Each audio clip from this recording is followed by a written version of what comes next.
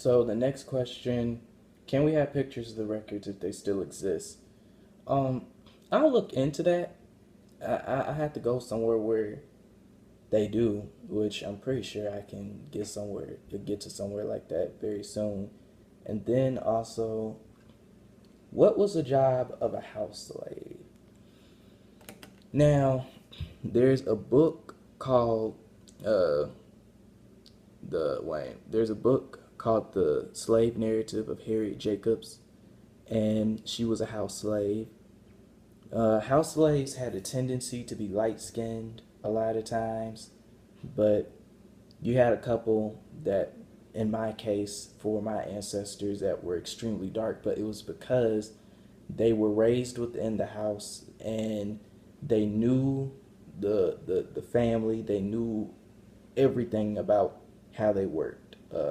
So the house slaves catered more towards the master, and they made sure everything within the house was in order. Everything was straight, like everything from the food to the dishes that were clean, to making sure that the other house slaves were keeping all the domestic issues in line. And then at times they will also go out into the field and make sure that the slaves were doing their jobs. And a lot of times they were also kept as a neutralizer in order to make sure that the slaves didn't get out of hand, in order to make sure that the slaves didn't go overboard, and to make sure that there was peace on the plantation. A lot of times, a lot of house slaves were not liked sometimes, and it's like mixed emotions, but a lot of times house slaves were forced into it, and sometimes house slaves were raised and groomed to be a house slave. A lot of times house slaves were the only ones who could even read, a lot of times. But these were for male house slaves, of course. For female, for women who were house slaves, it was very difficult for them because a lot of times female house slaves were used as for sexual gratification to the slave master. He would tended to be she tended to be his concubine. Specifically, Igbo women were the most attracted for being house slaves, for being concubines unto slave masters. They were very much attracted. Uh, Slave masters would order a set of Igbo women as concubines to come to their plantation. So this was very common during slavery. Um, let's see. As an old son of a house slave, do you want to be back in Senegal and build a family here? Uh, yes.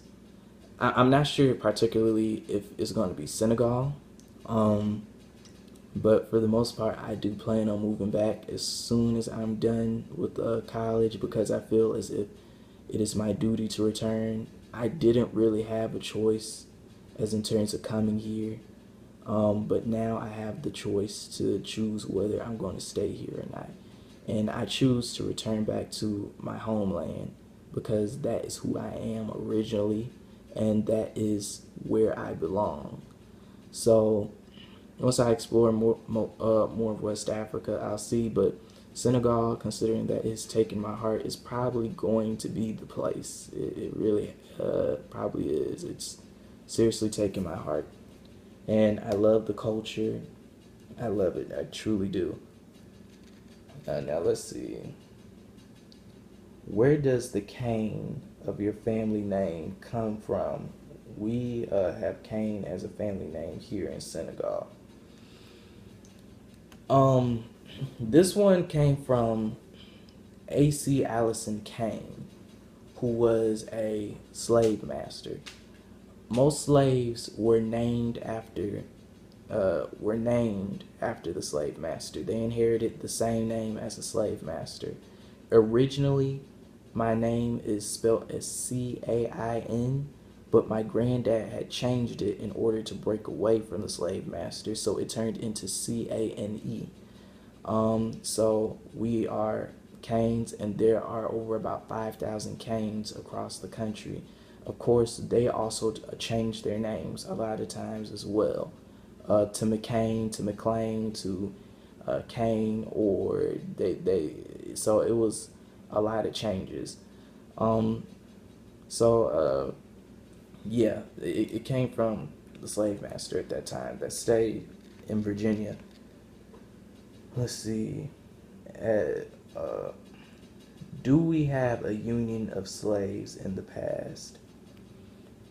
Um, when you say union, I'm wondering, are you talking about as in terms of a country? Because if you mean as in terms of that form of a union, then I won't particularly. Yes, we did, because most of the slaves that are in the Caribbean right now, a lot of them had migrated from America to the Caribbean, and some African American slaves who were set free just went out west and started their own cities and towns. Like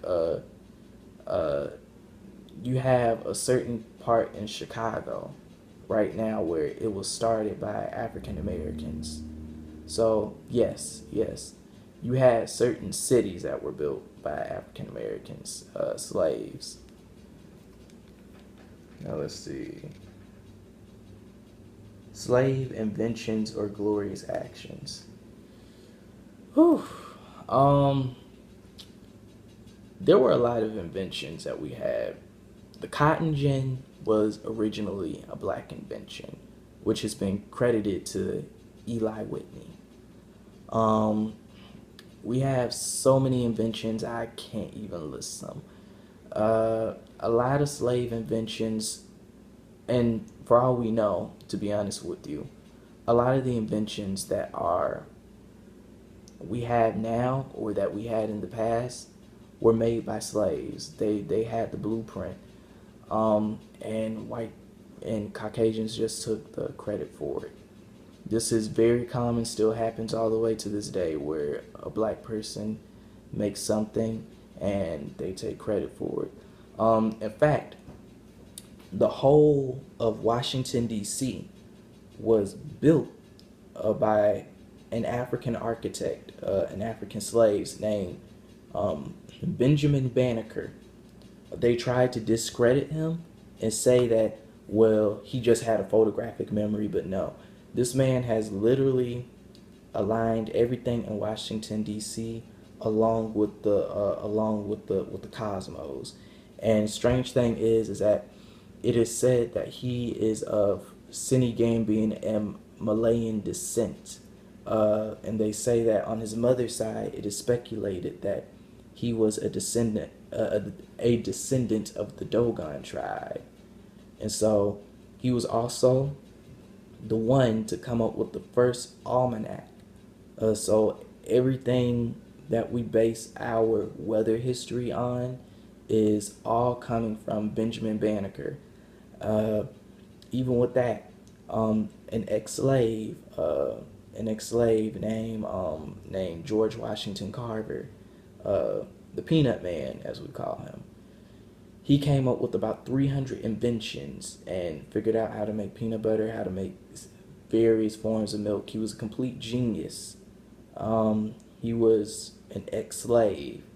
So there were plenty of things that we did. We were completely genius in our time. And then, of course, you had like the rebellions, such as the Nat Turner Rebellion, where he was a pastor, a slave pastor, and he had led